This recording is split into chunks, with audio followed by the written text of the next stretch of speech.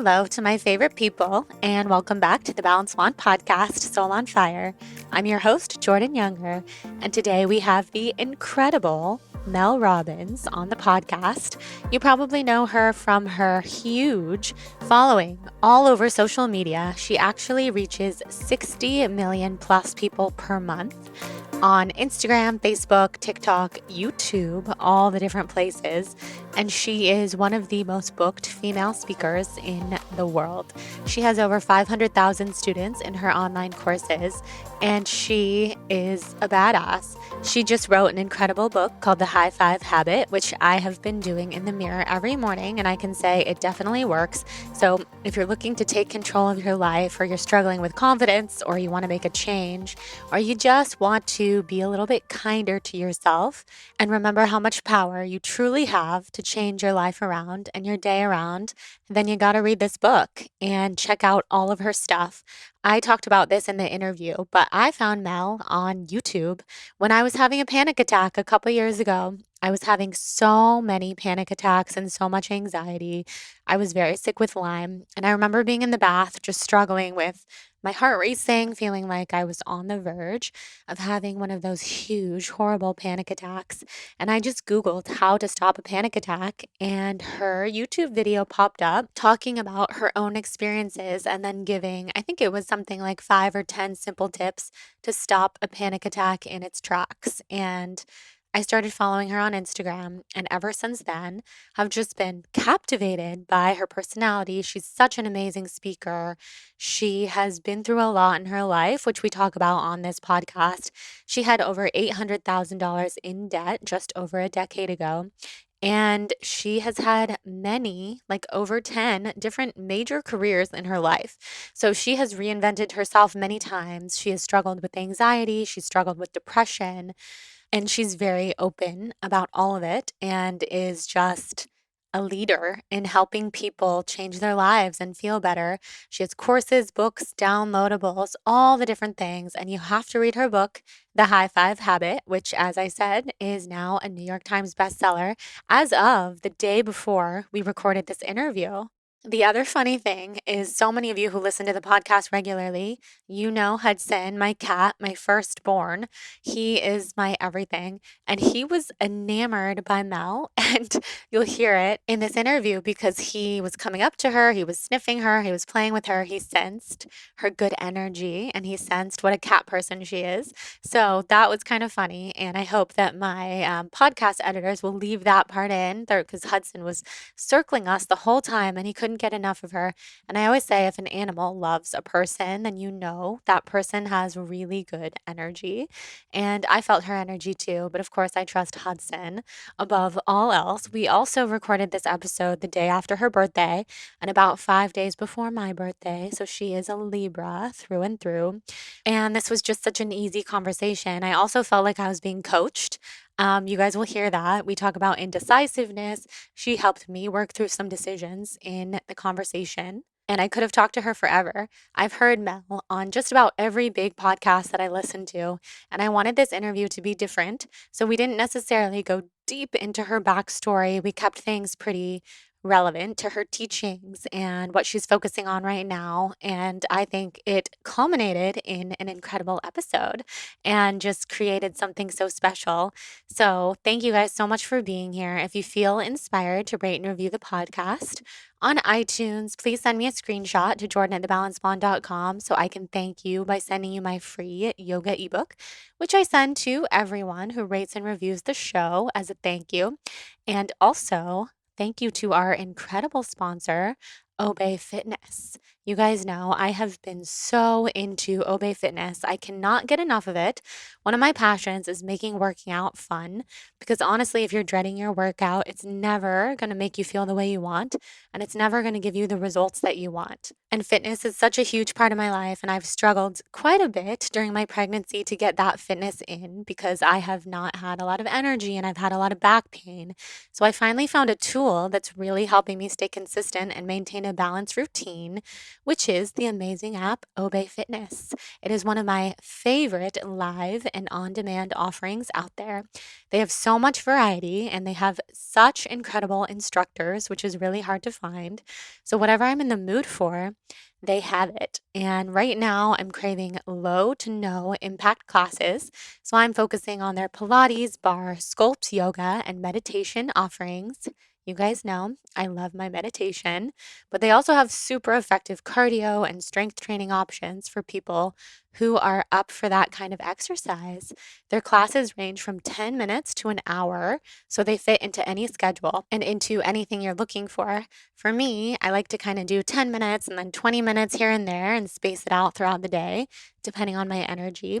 And since I am 8 months pregnant, I am so happy that they have an extensive library of prenatal classes that take all of the guesswork out of exercising and just keep it super easy. So to see if Obey Fitness is a fit for you and your style of working out, you can use the code BALANCED to get 1 month free at obeyfitness.com. That's OBE fitness.com, code balanced. And you guys, there's no reason not to take up this offer. It's literally a month free with using the code balance. So try it out, try some of the workouts, tag me on Instagram, let me know what you think. I cannot wait to hear.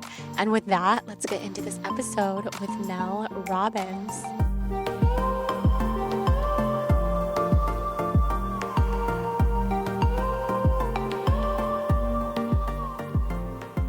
Okay, so Mel, I'm so happy that you're here. I'm just so happy that we could do this in person.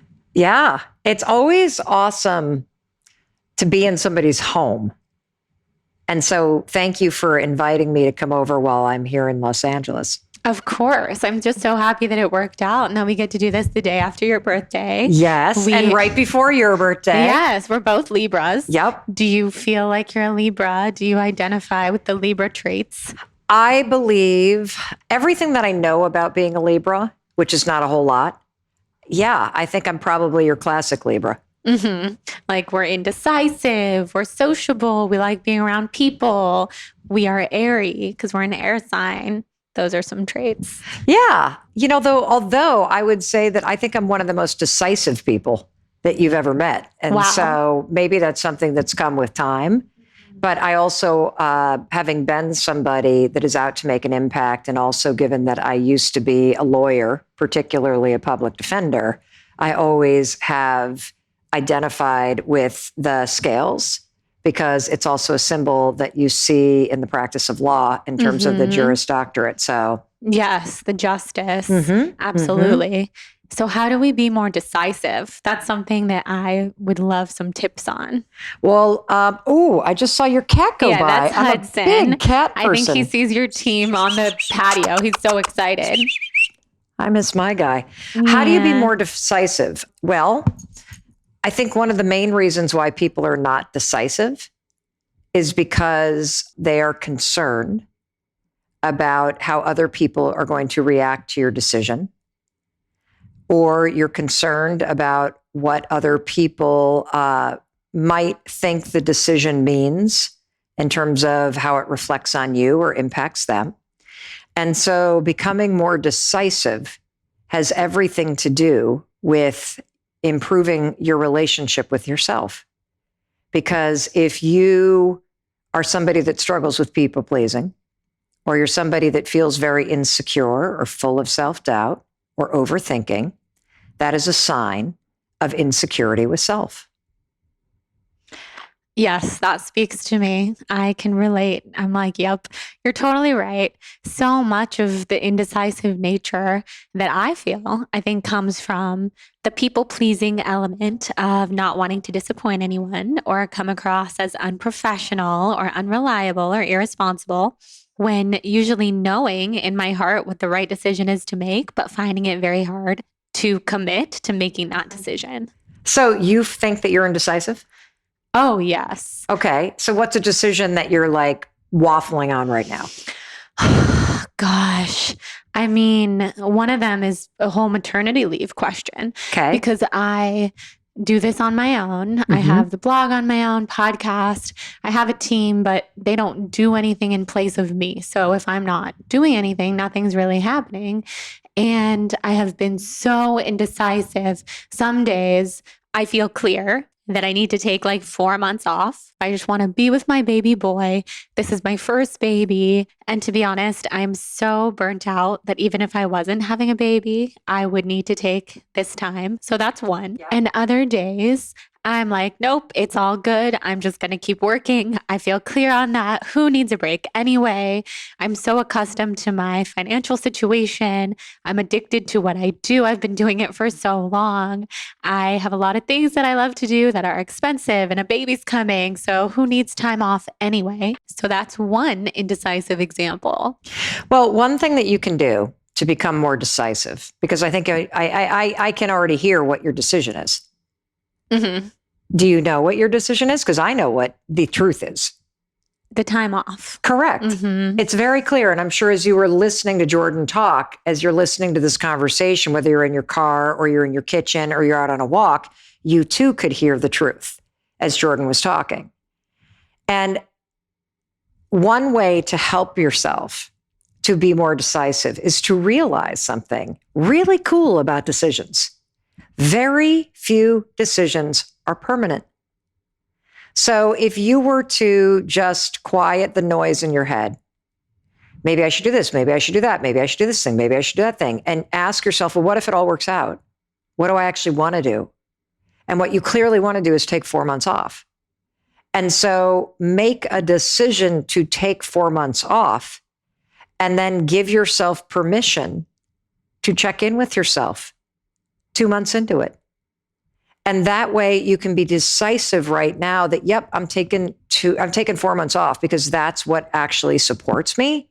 It scares me to death because I don't know how I'm going to pay for it, or I don't know what's going to happen, or I'm worried about being quiet. I'm worried about not working as much as I do, but I'm going to make a decision to take 4 months off. And I give myself the right, without beating myself up, to change my mind once I am a new mom.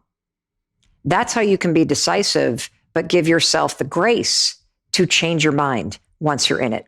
That is so helpful. It's so true that decisions are not permanent, but they feel so permanent at the time. Like I feel, even if this isn't true, like if I announce the time off and then it doesn't go as planned, I'm going to be seen as unreliable or just confusing, or I'm going to confuse myself or something. And, you know, and as you know, based on the work that you do, the second that you make the decision and you say, I'm going to take 4 months off, and if something changes while I'm on maternity leave, I'll let everybody know. The second you make the decision, you open the door to the world aligning with it. Your indecision is what creates anxiety. Your indecision is what traps you in your mind. Your indecision is what makes you waste all kinds of time and energy noodling what you should do, when you could be using the time between now and when your new son arrives to be planning for 4 months off and setting yourself up for success and feeling more certainty. So, would you like to make a decision right now? Yes, I would love to.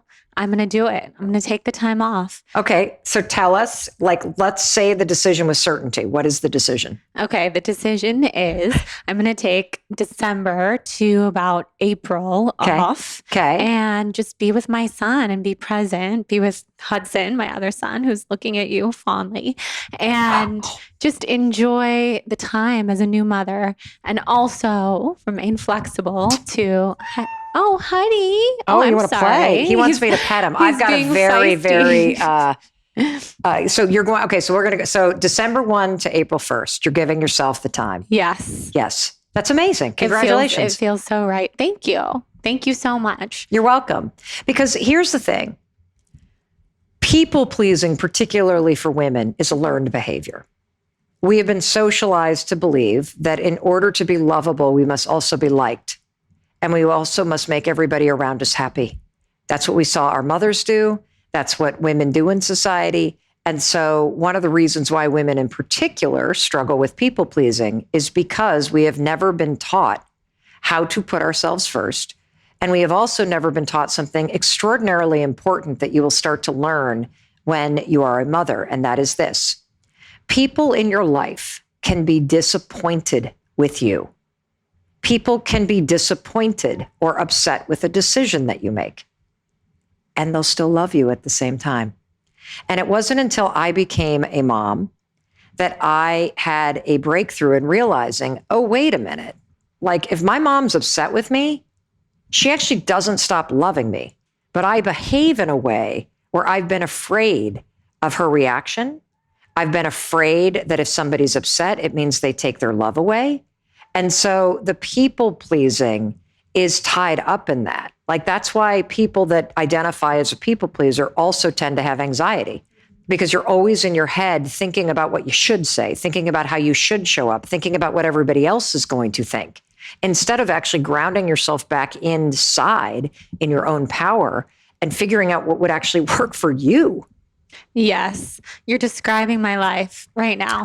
So much anxiety and so much people pleasing, which I feel like I've done a lot of work on. But as I'm hearing you speak, I'm realizing it's still this conditioned behavior, a way of thinking. And so the way that I actually discovered your work, which was probably 2 or 3 years ago, I was in the bath. I was having a panic attack. I was having an ongoing panic attack for too long, just the kind that never ends. And I Googled how to stop having a panic attack, and your video popped up on YouTube. Oh, wow. And I listened to you talk about, 4 or 5 ways to stop a panic attack in its tracks. And I just have to thank you for that, because you're welcome.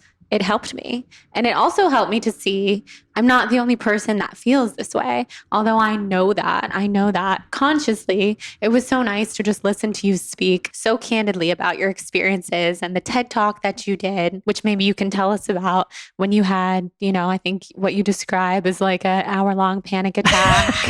Tell us about that. And then tell us some tips. I also write about anxiety a lot in this new book, The High Five Habit, because it has been literally almost something that has been part of my life for probably 3 decades.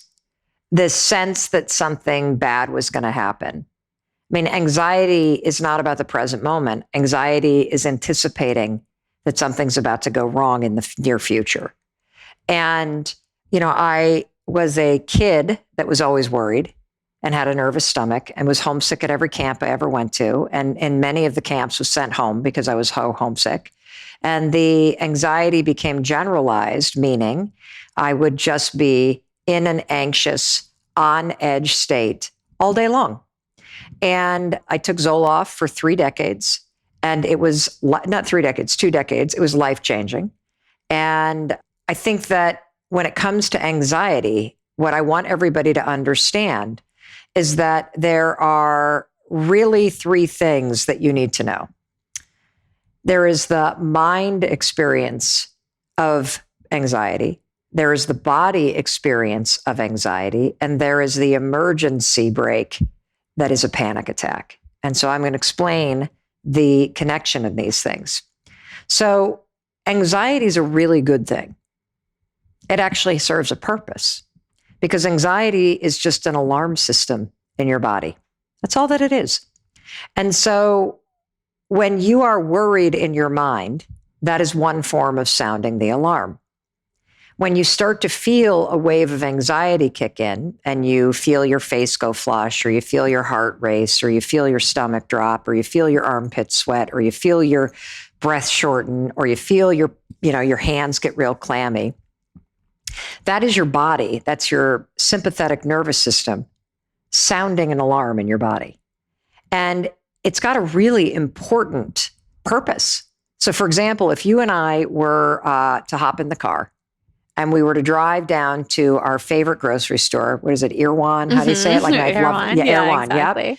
And we're going down there. We're going to go get the Zen Bowl. I love that Zen Bowl whenever I'm in LA. Yep, so good. And as we're driving and we're talking, we're excited about going to get the Zen Bowl. All of a sudden, out of nowhere, a freaking truck pulls into our lane so fast and so close that we have to swerve out of the way. When that happens, what do you feel in your body? Total panic. My heart would jump into my throat. My heart would start racing. Stomach would drop. All those feelings. Exactly. That panic that's an alarm system that is signaling you, ding, ding, ding, ding, ding, ding, ding, pay attention. And then what happens, because it happens so quickly, your body's like, oh my God. And then your mind's like, oh my God. And then the panic attack, which is takes over, and subconsciously you grab the wheel and steer it out of the way. That is an example of how anxiety in your body, that tense feeling that comes up, the worry in your mind, oh my God, we're about to get hit. And then the panic that takes over and subconsciously swerves you out of the way. That is an example of how anxiety is a really good thing, because it's sounding an alarm and it's taking over to get you out of danger. Mm-hmm. Now, when the truck pulls away and we pull back into our lane, what happens in your body? Just start to relax a little bit, realize that we're okay and that we are going to live. Yeah, exactly. And your thoughts come back, and your heart slows down. And in that example, the reason why your thoughts come back and your heart starts to slow down is because the truck pulled away and the whole thing makes sense. Mm-hmm. The problem when you have generalized anxiety or you have a panic attack problem is that you're sitting in a bathtub or you're making a cup of coffee, and all of a sudden you feel in your body that same wave and that alarm system that you felt when you almost got hit by the truck. And because as you look around in your kitchen or your bathroom and there's actually no truck coming at you, it doesn't make any sense. At which point your mind starts to scramble because your body's having an alarm reaction and go, what's wrong? What's wrong? Am I dying? Is something wrong? Is something bad going to happen? And so your mind is trying desperately to find a truck to explain why your body feels this alarm state. And here's the problem.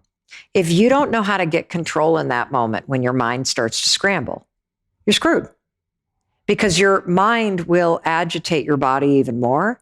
And that's when the panic attack happens. And next thing you know, you're standing up out of the bathtub and you're racing out of the bathroom because your mind is now so overcome that it's like, I got to get Jordan out of here. Mm-hmm. I got to get Jordan out of here. Just like in the example with the truck, I got to pull the wheel to the left. I got to pull her out of the bathroom. That's what's happening. And so what's critical to understand is the connection between worrying, the connection between the alarm system in your body, and the connection between how, when it gets really bad, your mind will take over and pull you out of there. And the thing to understand is that if you can catch your thought spiral, you can actually shut down an anxiety attack. If you can understand how to trick your own mind in that situation, you can gain control. And how do we do that? It's a good one, right? Yeah, it's so good. So what are some things that make you anxious? Some things that make me anxious. Like what's something that could cause you to literally start feeling really anxious if you allow your mind to go there? So many things. Like, give me one. Things. Let's think about this. I mean, anything related to delivering? Yeah, so much related to birth. So giving birth itself, because I've had surgeries in the past, health complications, etc. So I have a strong visualization of what I want the birth to look like, which is beautiful and natural with limited pain. And then I have this nightmare scenario of like so much pain and emergency surgery and all that kind of stuff. Okay. All right. So here's what I'm going to have you do. So we're going to use something called A/B planning, which is if you can identify what triggers you to feel anxious, you can come up with what's called an A/B plan, which will make you statistically more likely to be able to follow through and take control if you get triggered. Mm-hmm. So if your thoughts start to race to, oh my God, what if I need a C-section? Oh my God, what if something's wrong with the baby? Oh my God, what if this happens? What if it's super painful? What if I...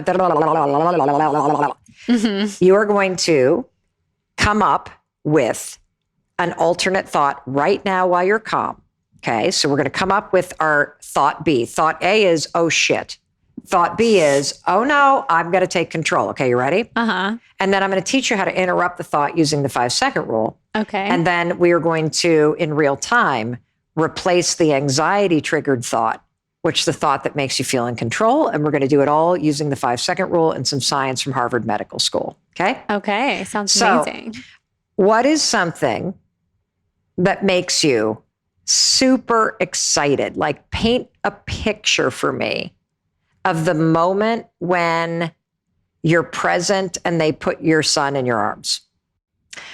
That moment in itself is something I've been thinking about so much in this pregnancy. Probably the top thing I've been thinking about and envisioning. Hopefully, I want to feel. Don't say hopefully. Okay. So present, so much presence. I want to feel all of the presence in the world when they put him into my arms and just look into his eyes and feel that moment with him as he comes to the earth. Okay. For the first Terrific. time. So you ready? Is your hair up or is it in a ponytail or is it down? Up. Okay. And does your son have a lot of hair or is he bald or what do you see? He has a lot of hair. Okay. And what color is the hair? I think it's dark. Okay. Is it curly? Is it straight? Like straight. Okay. And does he have like big lashes? Does he not? Definitely big lashes like his dad. Okay. Terrific. Mm-hmm. And are you holding him in the right crook of your arm or the left crook of your arm? The left. Okay. Okay. So here's what you're going to do. Between now and when that moment happens, anytime you feel your mind or your body start to worry or feel anxious, okay, and it starts to trigger you to go into worry or anxiety or catastrophe land, you are going to shut that shit down. And here's how you're going to do it. The second that you feel your mind drift to the horror show. Oh my God, C-section. Oh my God. You're going to count backwards, 5, 4, 3, 2, 1. Okay. Okay. So count backwards. Okay. 5, 4, 3, 2, 1. What that's going to do is it's going to shut down the worry loop and it's going to draw your mind to your conscious part of your brain, the prefrontal cortex. Okay. Because the counting backwards requires focus. And the second you get to 1, I want you can close your eyes, you can leave them open, but you're going to say, I am so excited to look my son in his eyes. I am so excited to look my son in his eyes. I'm so excited to see his big, beautiful lashes. And you're going to imagine yourself with your left arm up, and you can even lift your left arm up a little. And what's going to happen is this. You are going to shut down the worry loop that triggers the alarm in your body and makes you feel anxious. And by counting backwards, 5, 4, 3, 2, 1, you're going to move from the subconscious to the conscious part of your brain. And then you are going to tell your mind what you actually want it to focus on, which is the excitement of seeing your son for the first time. And here's the exciting part, and this is where the research from Harvard Medical School comes in. Your body does not know the difference between something that makes it feel worried or nervous and something that makes it excited. When you're excited, you have butterflies. When you're nervous, you have butterflies. When you're excited, your heart rates. When you're nervous, your heart rates. When you're excited, you tend to get sweaty palms and you tend to sweat in your armpits. And you tend to feel all jittery. When you're nervous, you tend to get sweaty palms and sweaty armpits and you feel all jittery. It is the exact same physiological experience medically. And so we're just going to use the 5-second rule in the words, I'm excited. And this vision that you can picture in your mind to anchor your brain on an image that makes you excited. And because excitement and nerves are the exact same thing, your brain will literally go, oh, there's nothing to be worried about here. Because if she's staring at her eyes or his eyes, everything goes okay. Mm-hmm. And just like in the example where the truck pulls away and your body starts to slow down, you will have given your mind its own anchor. Isn't that cool? It's amazing. Yes, I love that. For every single thing that makes you anxious, and this is true for those of you that are listening with your kids, go through your day and identify the things that trigger you to worry or feel anxious, and then do what we just did. Come up with a thought that you're excited about that's related to the thing that makes you anxious. I'm excited to be done with this thing. I'm excited to have the hard conversation. I'm excited to have this relationship be over. I'm excited to look my son in the eyes. And anchor down on that thought 5, 4, 3, 2, 1. And you'll be shocked at how quickly you take control of your mind. Wow, that's so powerful. I love it. So how did you come up with the 5-second rule? Oh, the 5-second rule? Yeah, how did you come up with it? Oh my God, it was 2008. My husband and I were $800,000 in debt because a restaurant that he had started with his best friend. The first one was successful. The second and the third one really struggled, and we had secured it with our house and our life savings. And then the recession hit and I lost my job, and I found myself at the age of 41 with 3 kids under the age of 10, and I was unemployed. And we had 800 grand in liens on the house and credit cards maxed out and our home equity line tapped, the phone ringing off the hook from creditors. And the anxiety was so crushing, I couldn't get out of bed. And so the 5-second rule began as a simple thought that maybe if I launched myself out of bed when the alarm rang, I wouldn't be in bed when the anxiety hit. And from the moment I started 5, 4, 3, 2, 1, get out of bed, 5, 4, 3, 2, 1, get out of bed, 5, 4, 3, 2, 1, get out of bed. And I saw that it was working. I started using it in any area of my life where I knew what I should do, but I was either too scared or too nervous or procrastinating or afraid or whatever. I used the count backwards technique, 5, 4, 3, 2, 1, to move within 5 seconds. And it was always the push I needed. And so I used it in secret for 3 years, turned my whole life around. 5, 4, 3, 2, 1, walk away from the alcohol. 5, 4, 3, 2, 1, stop snapping at the kids. 5, 4, 3, 2, 1, pick up the phone and get a job. 5, 4, 3, 2, 1, go out the door and exercise. Because the fact is, we all know what we should do. It's the doing it that's hard. And so this little countdown tool became a tool that I could use that was effective in just about every situation. And I shared it for the first time in that TEDx talk. And the TEDx talk in 2011 was not even supposed to be about the 5-second rule. It was about career change. I'd never spoken publicly about the 5-second rule. I mentioned it at the end of the speech because I forgot how to end the speech. I was so disassociated because I literally had a raging 21-minute long panic attack. It was the first time I'd ever been on stage. I even gave up my email address at the end of the speech. And then a year went by. I didn't think anything of it. I'm like, that's it. I'll never do a speech again. That was horrible. I went back to my life, my job, my husband, my kids. And a year later, somebody put the talk online. For a year, it kind of kicked around online. And by 2013, it had 1 million views. Oh my gosh. People started to reach out through Facebook. Through your email, I'm sure. Yeah, and my email. And I'm like, wait, what? You were there? No, it's online. It's online? What? And so people started to write to me from around the world explaining that this 5-second rule was helping them bridge what psychologists call a bias towards thinking, and 5, 4, 3, 2, 1 create a bias towards action.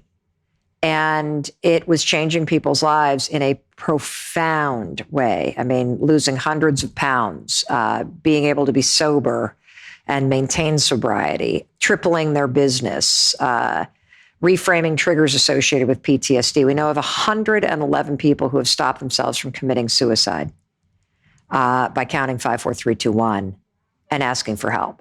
And so I went on to write a book that's now sold 2 million copies and been translated into 36 languages. I became the most booked female speaker in the world. I've gone on to produce 4 more audiobooks in the last 3 years for Audible, and more recently hosted a daytime syndicated talk show with Sony Pictures. So all of Incredible. that from...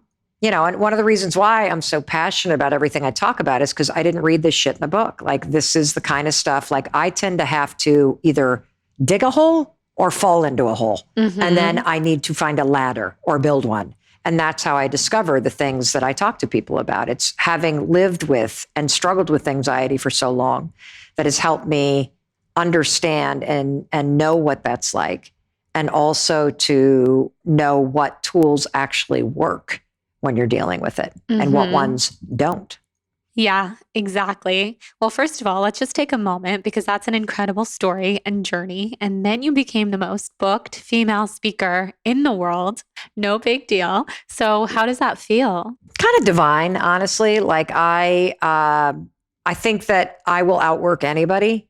And I didn't ever set out and say, that's it. I'm going to take this 5-second thing and make it my mission. And I'm going to teach the world. It sort of was one of these things that it just became this like unbelievable, organic, just viral thing that started to spread. And the reason why I wrote the book, for example, is because I was getting so many emails. If I wanted to see my family, I needed to write a book and explain why it works and tell some of these people's stories so that I didn't have to sit up at night every night and answer emails from people all over the world. And so I'm really proud of myself. I mean, to have gone from being $800,000 in debt and struggling with the drinking problem and being unemployed and fighting with my husband to actually reclaiming my life and building an incredible business and impacting the lives of millions, it's extraordinary. And if I can do it, anybody can do it.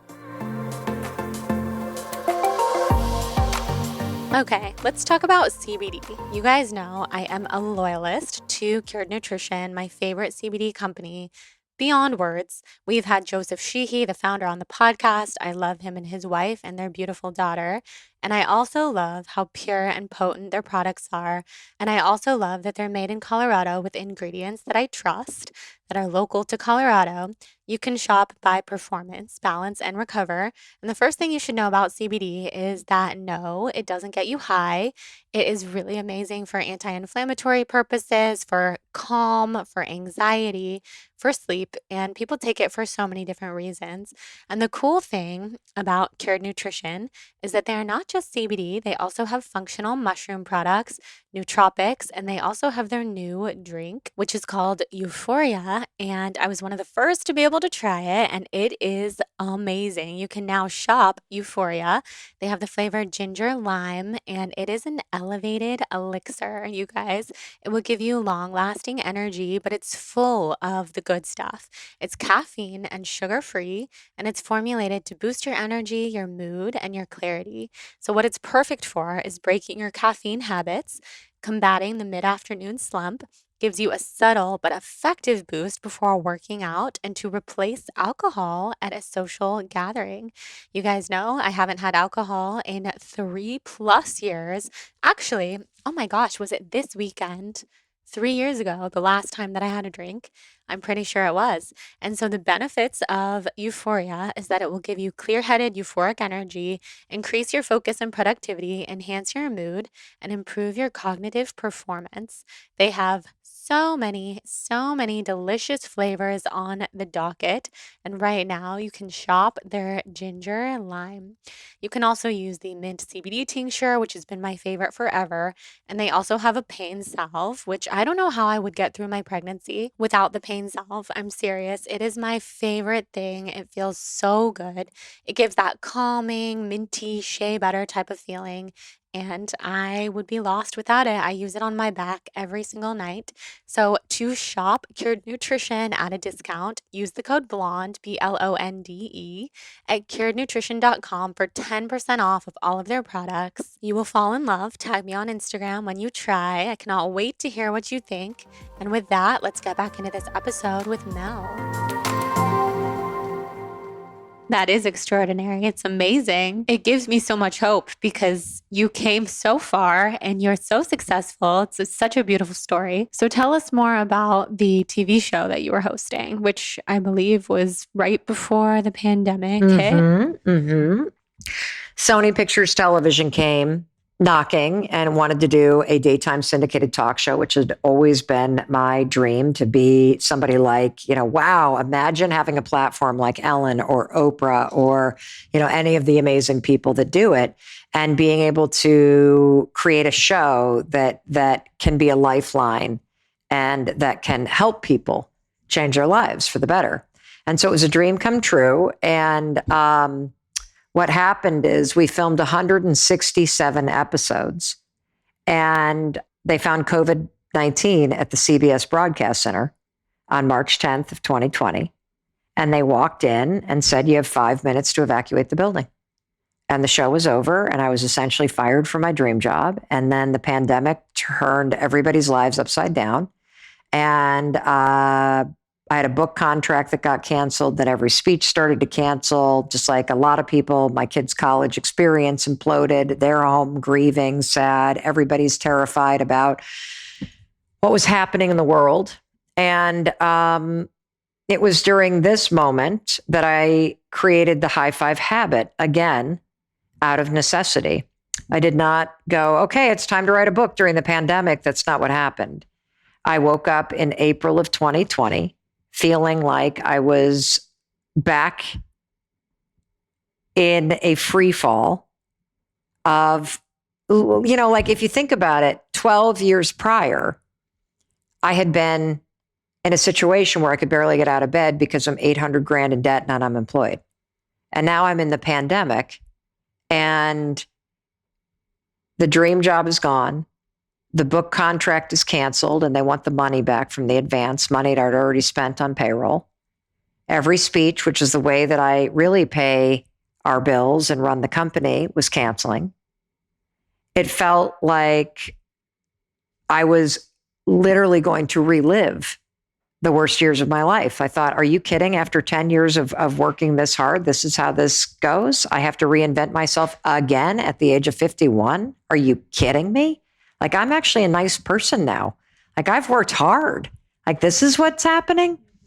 And so, and then of course I would make myself wrong and say, you should be grateful. At least you have a house. You should be grateful. Right. At least you have the ability to think about where you should be grateful. And, I think we invalidate ourselves that way, where we don't give ourselves permission to actually feel what we're feeling. And it might be because as a kid, you were told to suck it up, or you were told, you should be happy. You got this. Like, you get your feelings invalidated when you're little often. And so I walk into the bathroom one morning and I'm feeling the weight of the world on my shoulders. And, you don't have to have a pandemic as the backdrop to really relate to this story. I mean, if you've ever been broken up with, you feel the weight of the world on your shoulders. If you don't know what to do for a living, you feel the weight of the world on your shoulders. If you lose somebody you love, or you see your friends going out for lunch all the time and they don't invite you, like, these are the kinds of things that we all struggle with. And it's a very common experience to wake up and feel overwhelmed by your life. And that's how I was waking up in April 2020. And I'm standing in the bathroom and I'm brushing my teeth. And all of a sudden, I catch my glimpse in the mirror and I think, oh my God, you look like hell. And then I started doing what I always do, which is I started criticizing the woman I saw in the mirror. And I started going, look at those dark circles, and one boob's lower than the other. And, Honey, man, I've never heard you be so loud. That's okay. Little manly. Want to sit with us? He's my little baby, my first baby. Come here, little man. Come here. He knows you're a cat person. He feels it. Come here, little manly.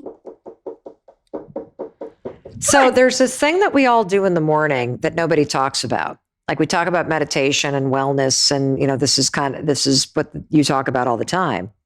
But nobody's addressed the fact that every human being has a disgusting habit every morning. And it's a habit of self-rejection, where you stand in front of the mirror and, based on our research, almost 50% of people can't even look at themselves in the mirror, men and women. That's so sad. Disgusted with themselves, like see a person that's unworthy or damaged or unlovable or whatever. Or if you do look in the mirror, you focus on the things you want to fix.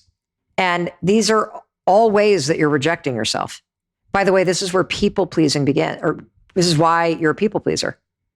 It's because you are insecure with yourself. See, people pleasing isn't actually about other people. It's about your own insecurity. And the only way to fix people pleasing and to break the habit of it is to change your relationship with yourself. And so one of the things that I think is really interesting is that every single morning when you are looking in the mirror, if you can't look at yourself in the mirror, that's why you're insecure. That's why you go out into your life and you are seeking validation from other people. It's because you cannot give that validation of your own existence to yourself. And the other thing that people do every morning is they focus on the things they want to fix. That's another form of rejecting yourself. If you can't love yourself exactly where you are, you'll never even let another human being love you because you don't think you're worthy of it. So what happened for me that morning is, I started cataloging my flaws. My brain goes negative. And then all of a sudden, for whatever reason, I literally just raised my hand and high-fived the woman I see in the mirror. And I felt the shift immediately. Like I immediately felt the energy kind of go from like really down and negative to a little bit of a shift. And I laughed. I laughed as soon as I did it because it's so cheesy. I realize now the reason why I laughed is because when you high-five somebody, your brain gives you dopamine. And so I leave the bathroom, whatever. The next morning is when it really broke open because I'm walking toward the bathroom, feeling the weight of the world on my shoulders, feeling overwhelmed by my life. And I realized, I'm actually feeling something I've never felt before in my adult life. And it was this. You know, when you're about to go into a cafe and see somebody you really, really like, what do you feel? Happy, excited. Yeah, I felt that way about seeing myself. I don't think in my entire adult life I had ever experienced the feeling of being excited to see the human being, Mel Robbins. I definitely have been excited to see an outfit or a haircut. The human being? No. And if you're being honest with yourself, I doubt you have either. Yeah, I know it's kind of sad thinking about it. I'm just trying to rack my brain and think if I've been excited to see me as a person. And yeah, it's just not a thought that typically crosses your mind. And so I round the corner into the bathroom and the kind of profound nature of what's happening is starting to hit me. And I realize something else. And that is that every morning in the bathroom, there are two human beings there. There's you, and there's a human being in the mirror. That's not your reflection. That's a person. And she's trying. And she's doing the best she can. And she needs you to wake up and to stop criticizing her and to stop focusing on what's always wrong and to support her and to see her and to cheer her on. She needs you.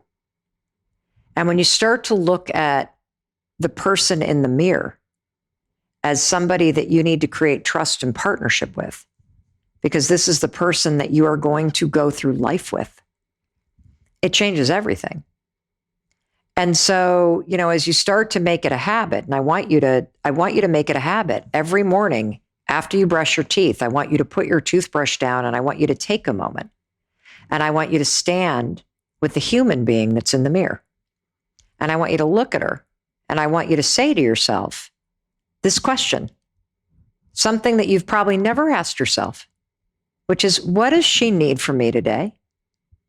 And the answer might be, well, I need you to have some fucking fun because you've been horrible, or I need you to be a little more courageous, or I need you to stop caring about what everybody thinks, or I need you to focus on the positive. Like whatever comes to mind is what she needs. Mm-hmm. And then you're going to raise your hand and you're going to high five her.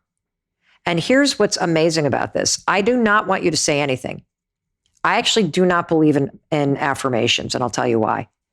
Because everybody picks an affirmation they don't believe.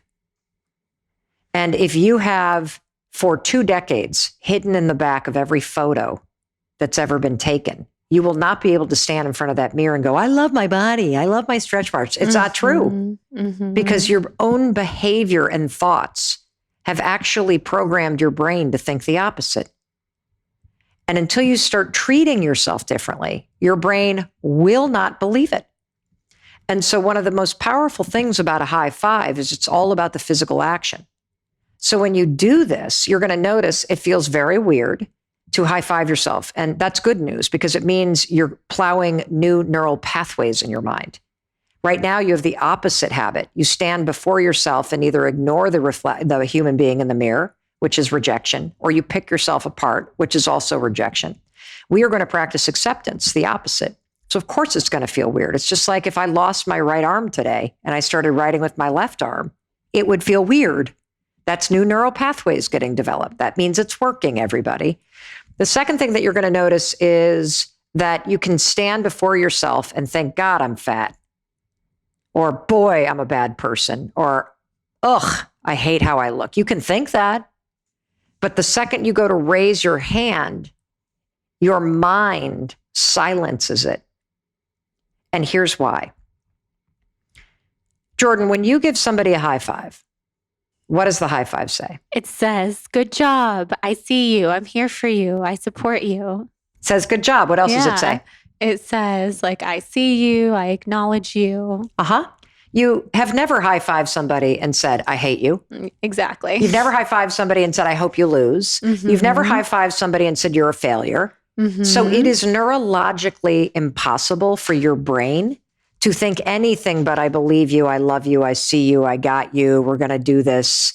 It's impossible for you to think anything other than that because your brain and the pattern of high-fiving other people and the neuroconditioning in your mind with that association has been building for an entire lifetime. Mm-hmm. So when you go to do that physical action without even saying anything, your brain starts to fuse all that programming with your reflection. On top of that, your brain always gives you dopamine when somebody else high-fives you. Mm-hmm. And your nervous system recognizes a high five and sees it as celebration. So you feel a jolt of energy. So the reason why you can stand before yourself and say, God, I hate myself. But when you go to high five yourself, you immediately laugh or you cry or you feel relief and your mood's a little better and you feel kind of funky going out of the bathroom. It's because of the programming that is already in your body triggered by the high five. We're just going to aim it back at you. That is why this works. I love that. Yeah, that's amazing.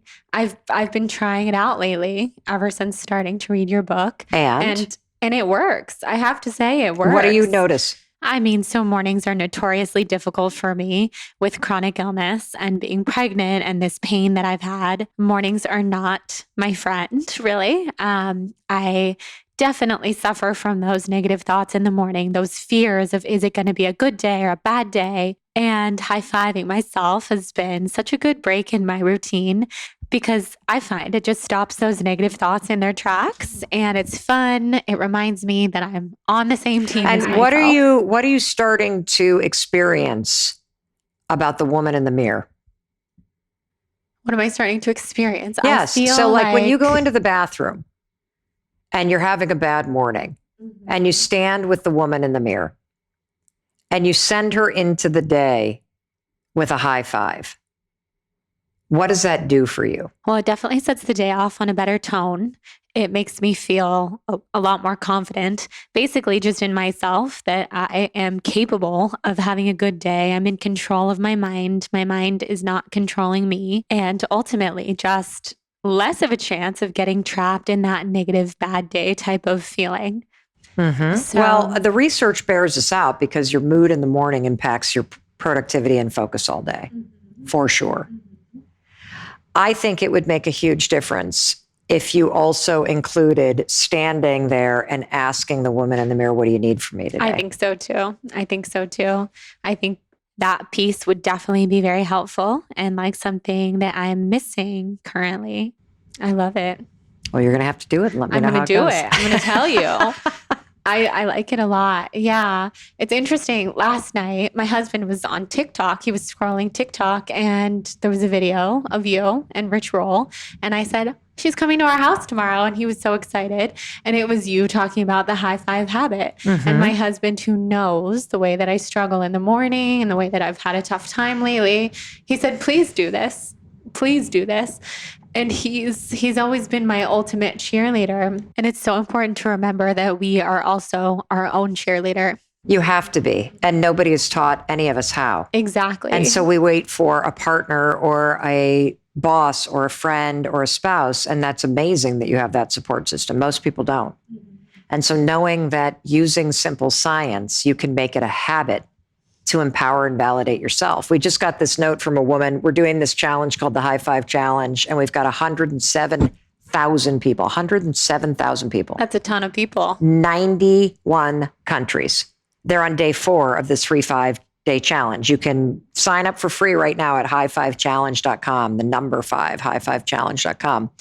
And there was this one woman, because everybody watches a video, then they do these journal prompts, and then you put a selfie in the comments and you write about what you're learning. And this woman said, I had a huge presentation at work today, and I was before an entirely male boardroom. I do this presentation. Nobody says anything. My boss doesn't even say good job. Normally, I would have left that conference room, gone back to my office and cried. But instead, I walked straight to the bathroom. I looked myself in the mirror and I gave myself a high five. I love it. And I realized that I was waiting for somebody else to validate me. And the fact is, I get to say whether or not I did a good job. And that's what matters. Yeah, that totally resonates with me. And good for that woman, because it's hard to do. And I'm so happy that we're talking about this here, because what I really want everyone listening to understand is that we do have the power to be that supportive person for ourselves, especially if you don't have someone like that in your life. And actually, especially, if you do, because you need to bring your best, most empowered self to the table. And you can't do this for your husband, and he cannot do this for you. It's so true. It's so true. Wow. Well, that's amazing. And this book recently became a New York Times bestseller. Yeah, it's the number 2 most sold book on Amazon of the entire week. We're the number 1 audiobook in the world right now. We're number 1 in Canada. We are the 4th highest selling book in the United States in the last 7 days. New York Times bestseller, US 8. And I'm saying all this because most women will not actually state very plainly what they've accomplished. That is so true. And we've killed it. And I'm going to tell you why we've killed it. We've killed it because you will be rewarded when you work your ass off. And you will be rewarded when your focus is about impacting people. And for the last 18 months, everybody feels punched in the face and beaten down and disconnected and stressed out. And I want to give people permission and simple tools to take their life back. And this is a book about science-backed ways that you can empower yourself. You can cheer yourself forward. You can celebrate yourself.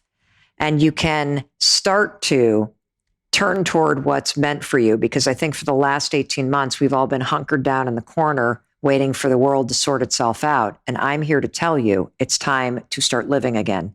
It's time to look at the human being in the mirror who needs you and to empower yourself. It's time to go after what you want. Stop waiting for somebody else to do it. Stop waiting for the world to change, and go change yourself. Yep. Mic drop. Mel, that's amazing. And what a big deal, all of those accomplishments. I love hearing you talk about it, because we should be able to talk about these things and celebrate ourselves. So tell us more about the process of writing the book. I'm interested in your creative process and all of it. Well, I have major dyslexia and ADHD. So I started writing this in July of last year, dictated it, then started trying to take the casserole that was my dictation and edit it down into a book. And then 14 days before the manuscript was due, we tore it all up and rewrote the whole thing. No way. Mm-hmm. What made you decide to do that? It didn't feel right. And I'm a very decisive person. Yes, you are. And when things don't feel right, I change. Mm-hmm. Mm-hmm. I don't like being in a state where I feel depleted or I feel like something's off. And so when that happens, I don't noodle it. Mm-hmm. I listen to my intuition and my energy, and I move. Wow, that's impressive and so good to listen to your intuition. So what's the writing process itself like? Like, do you write all day, for example? Oh my God, no. I am running a company. We have 500,000 students online. We put out 31 pieces of content a day. I have a team of people all over. Like we've got a partnership with, there's so much going on that I need to be more disciplined about writing. Mm-hmm. My process is painful. I do not recommend it. I dictate, I transcribe it. We then edit it. I then look at it. I think it's horse shit. I then throw it out. I then do it again. I then do I need to be better at carving out 5 days a month to just sit in quiet, whether I'm dictating or editing. I did this in between and around having a very busy life and running a business virtually, which was no small shake. No, definitely not. 31 pieces of content a day. That is, my mind is blown. So that's across Instagram, TikTok, Facebook, Twitter. YouTube, LinkedIn. That's epic. Blogs, partner articles. How many people are on your team? 11. Wow. That's awesome. You are running a huge operation. So incredible. Well, no wonder I see you all over the internet. No wonder when you Google what to do when having a panic attack, you come up. Well, there's a lot of amazing people out there, but we tend to, my content, because I was for so long in the corporate circuit, speaking to Starbucks, JP Morgan, Frito-Lay, Microsoft, on and on and on, 111 speeches a year. I tend to have a tremendous amount of research-backed, highly respected advice that is both appropriate for building a business or being in the workplace and also deeply personal. So I have a brand that spans across consumer and B2B. Wow. I'm so impressed. I think that's so amazing. Okay. So while I have you here, I would love to ask you some of the rapid fire questions that I ask everyone who comes on the show. So do you know your sun, rising, and moon signs? I do not. I'm a Libra. That's all I know. You are a Libra. We do know that. I don't know if we talked about that on here or not, but your birthday was yesterday. Yep. And I got so excited when I saw that because Libras are my favorite, I have to say. Well, you are one, so you're a little biased. I guess I am biased, but I always get along with Libras. I understand Libras. So, okay. So we'll have to look up your rising and your moon. Do you know your human design? No, I don't even know what that is. We'll have to look that up too. That's an energy type. Okay. And I'm sure. What would you guess? I think you're probably a manifester or a manifesting generator. Those are my guesses. Okay. And we can look it up later. What is one question you've never been asked in an interview that you wish you've been asked? I have no idea. It's a hard one, right? Yeah, I honestly don't know. Well, that means you've been asked a lot of good questions. Yeah. What's one question you want to ask me they haven't asked? That I haven't asked? Mm-hmm. Oh, man. What's one question I haven't asked you? Oh, Huddy, man. Well, now I have to know. You must have a cat because I can tell that you're a cat person. I've got a Maine Coon rescue. Oh, beautiful. Who is so aggressive. No. That's okay. My cat does this too. My cat does that. He's biting me, everybody. He is. But it's a playful biting. Don't apologize. It means he likes me more than he likes you right now. Right? He does. Yeah. So I have a Maine Coon rescue named Noodle. Oh, Mr. Noodle. How old is he? 7. So is he. Actually, sorry, he's 6. And our cat is very inappropriate with 2 of my employees, like literally will not leave them alone. Like it's embarrassing. Like I literally am like, Noodle, we're going to have to write you up with HR. You need to leave these ladies alone. Okay. Yeah. So you understand. I mean, do. Can you just see on his face how feisty he is? He's a rambunctious little man. Little man. Oh my gosh. Okay. Well, that's the question I wanted to ask you about your cat. Who's your inspiration? Me. Beautiful. The woman in the mirror. The woman in the mirror. I absolutely love that. Are you a night person or a morning person? Neither one. No. Coffee or tea? Coffee.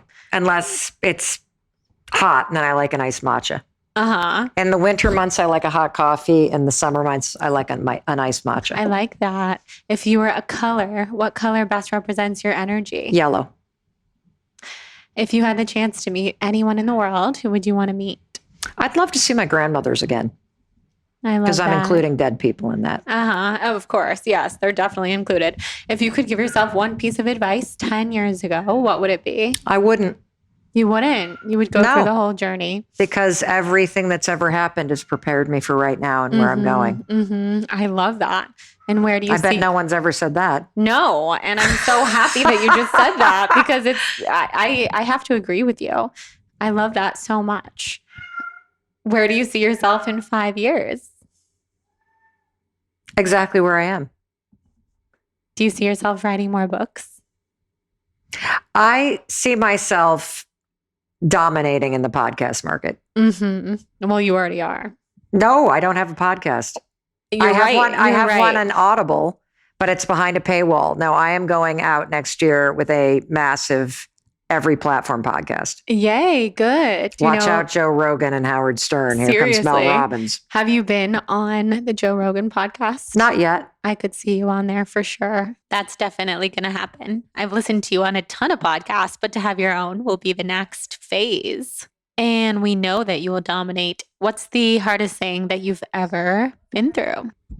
I think these last 18 months, it has been a sustained one thing happening after the other, just relentless. And I can look back now and see that it was an energetic clearing of everything and every relationship and every secret that was in my business or in my relationships that was out of alignment with me.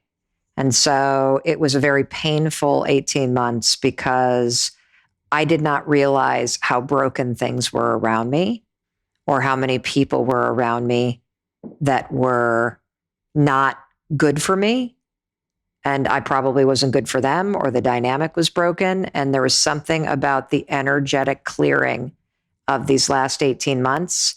And I'm talking everything from the breast implants I had put in 4 years ago, just hating them from the moment I had them in, finally deciding to have them out. And then when we pull the records, I find out that they are linked to lymphoma, and they had been recalled a year prior, and I had never been notified, to being a victim of a wire fraud scam involving one of our major partners to the tunes of several hundreds of thousands of dollars, to clearing out relationships that were very, unbeknownst to me, very destructive and very toxic in terms of their dynamic, and it blowing up in a really, really painful way, one after the other, to a gigantic move from where we had raised our kids to a different part. Like, it just has been one fucking thing after another. And I have said multiple times to multiple people, if one more thing happens, you're going to need to drive me to the hospital. Like, I can't take it anymore.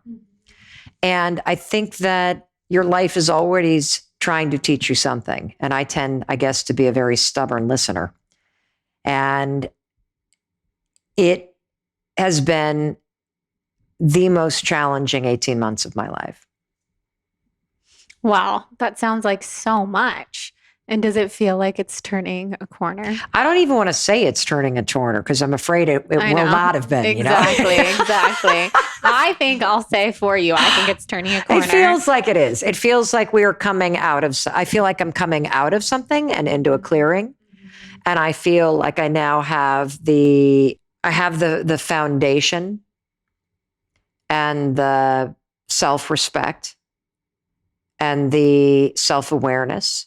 And thanks to the high five habit, an entirely new relationship with myself that I needed to be able to step into this next chapter.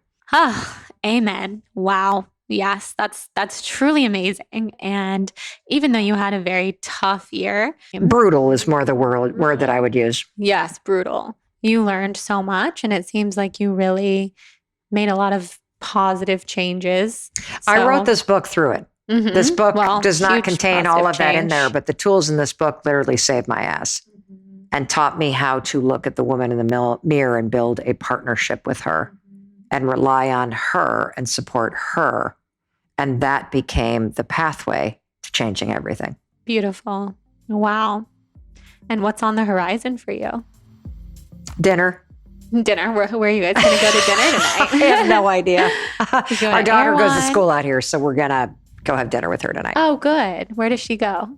She goes to the Thornton School of Music at USC. Amazing. Well, I'm sure she'll take you somewhere great. You mean we'll take her somewhere You'll great? take Yes, her I just am somewhere not great. sure. I'm such in the tsunami of a book thing that I'm not even. I don't even know where we're going after here. So yeah, exactly. Well, I'm so happy that you're here. I'm so happy that we got to do this and that we got to do it in person. Well, thank you for inviting me to your home and letting your cat bite you. Yes, bite me and love me and energetically try to connect with me. Yes. And have a beautiful, beautiful moment when you look your son in the eyes for the first time. Thank you so much. You're welcome.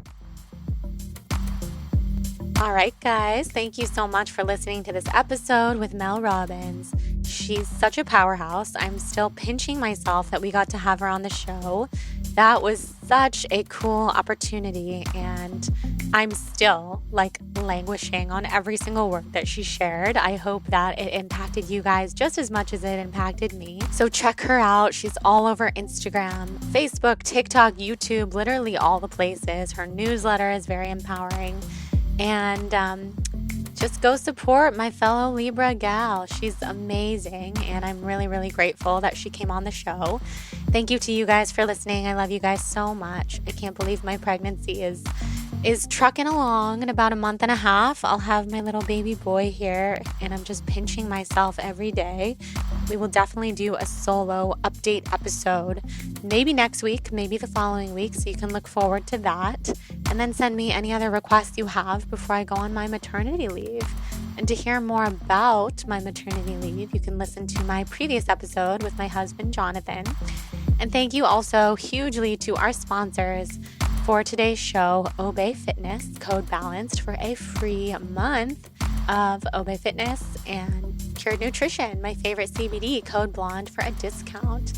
Again, thank you guys so much for being here. If you feel inspired to rate and review the show on iTunes, send me a screenshot of your rating and review to jordan@thebalancedmom.com so I can thank you and send you my free yoga ebook. And with that, I hope everyone has a soul on fire day, and we will talk soon. I love you guys.